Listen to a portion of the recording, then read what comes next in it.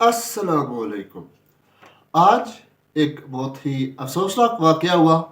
मियाँ वाली ट्रेनिंग जो एयर बेस है, तो वहाँ पे 9 दहशतगर्दों ने हमला किया और ये खुदकुश हमलावर थे।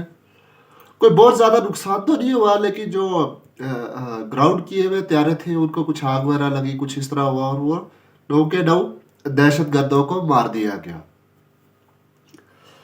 जब से इलेक्शन की तारीख का ऐलान हुआ है, उसके बाद पाकिस्तान में 3 अटैक हो चुके हैं। अल्लाह आप सब पर रहम करे। हमें अपनी पाक अफवाज के साथ खड़ा होना चाहिए। ये बहुत अफसोसनाक है। ये वही दहशतगर्द है जिनको बड़ी मेहनत से, बड़ी कुर्बानियों के बाद इनको उखाड़ फेंका था, लेकिन अब ये वापस अपनी जड़ें मजबूत करना शुरू हो गए आस्ता आस्ता। तो अगला मैं आपको बता दूं कि पाकिस्तान में बलोचिस्तान में एक पिछले दिनों एक वाक़या हुआ था जिसमें 14 फौजी शहीद हो गए थे। तो ये बड़े अफसोसनाक वाक़यात हैं जिनको बहुत ज़्यादा लाइट लिया जाता है, पर ये बहुत ज़्यादा सीरियस इश्यूज़ है। इनको कभी भी अफवाज लड़के नहीं इन पे पूरे डाल सकती। अगर आपकी सराउंडिंग्स में कोई मुश्तबा ऐसे कोई अफराद पाए जाते हैं जिन पे की सरगर्मी आपको मशकूक लगती है, तो आप डेफिनेटली मुतलका इदारों से रब्ता करें ताकि इनका सदेबाब किया जा सके। आज सिक्योरिटी फोर्सेस पे हमलावर हो रहे हैं, कल ये अब हम लोगों को मार रहे थे, फिर अब ये वापस ये हमारे लिए बहुत ज़्यादा मुश्किल होने वाले हैं हालात। इसके बाद मैं आपको बताऊं कि पाकिस्तान के वो साबिक कौमी असम्बली असद कैसर की गिरफ्तारी के बाद अब फवाद चौधरी को दोबारा गिरफ्तार कर लिया गया। फवाद चौधरी ने पीटीआई छोड़ दी थी, लेकिन छोड़ने के बाद जब उन्होंने आईपीपी ज्वाइन की, तो उसके बाद फिर उन्होंने उसकी नशोनुमा के लिए, उसकी तरक्की के लिए कोई इकदामात नहीं किए, कोई डडोरा नहीं डाला, कोई जो है ना कोई थड़थड़ी नहीं बचाई, कुछ भी नहीं किया। उन्होंने बस जस्ट ओनली ज्वाइन कर ली और उसके बाद बस मठे होके बैठ गए। तो अब दूसरी तरफ उनको भी साफ नजर आ रहा है कि उन्होंने एक सियासी खुदकुशी की है।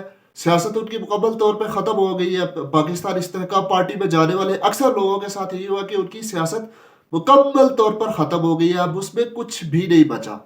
तो इनको वापस उठा लिया गया है। अब अगर आप इनका ट्विटर प्रोफाइल देखें तो वहाँ पे आज भी यही लिखा हुआ है, इम्पोर्टेड हुकूमत नामंजूर, और कुछ पीटीआई से रेलिवेंट ही लिखे हुए। फिर उसके बाद फिर ये पिछले दिनों जब ये इलेक्शन का ऐलान हुआ, तो उसके बाद बिल्कुल ऐसे लग रहा था जैसे ये कोई पीटीआई का बंदा ही बात कर रहा है। उनके बिल्कुल मैसेजेस वगैरह से बिल्कुल ऐसे ही लग रहा था। वो इलेक्शन पे उन्होंने बिल्कुल ऐसे ही खुशी मनाई, जिसको मुक्तदिर हल्कों ने नोट किया और इनको गैर मालूम मकाम पर जो है ना मुंतकिल किया गया, जिस बारे में किसी को अभी तक कुछ भी नहीं पता।